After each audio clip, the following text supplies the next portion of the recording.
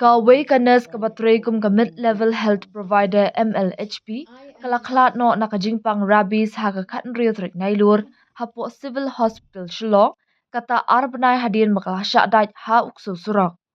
Ka Congressful marngar le po ars namrta, kadai ka batray kum ka MLHP hapo Tinghor Health Subcenter West Khas Hills District, hadien bakalayo ya ka jingpang Rabies na ka jingshah dait ha ukso surok na du kini ka arbnai baladam. Haba penting kena halur kena jingshah na kalyang ka menteri katrat ka koi ka kia Dr. Amrin Lingdo ha ka khat nyo trik nailur kalaong. Ngila do no ya kawe ka dekat jong katanat ka Congressful marngan ka badai na kasnong like se West Khas Hills ka bala Khlad no ha ka khat real trik nailur ha padeng ka jingshah sumar. Kala syak dait ha ukso surok na du ki arbnai baladam Henry na ki katu ka ni ki daw kam syam lalit pen aya ki inject anti-rabies.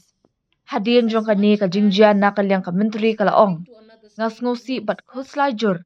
Menta ngin terwa ban bu no e ki dawai inject anti-rabies hapo ke subcenter ru kumju.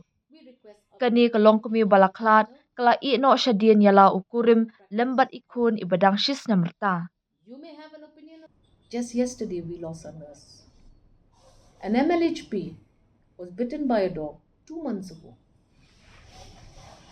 Did not, for some reason, take the anti-rabies vaccination.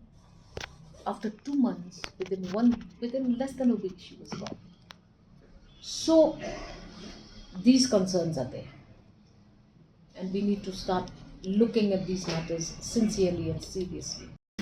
Rabies, there is no rabies treatment exactly. What do you mean by rabies? Remember, I mean, once we are bitten by a dog, where would you? You go. That's why now we took a review after this happened to our MLHP worker. Very saddened by that. It really shocked me, and I'm very disturbed. So I have asked the officers. We are now proposing to make the vaccine available even at a subcenter level. But again, we need to figure this out. Give me some time. I'm going to do a proper study on this. I think there is enough, but I don't know up to which level. Whether a PAC also has access to venom vaccinations, I don't know. I'm not sure.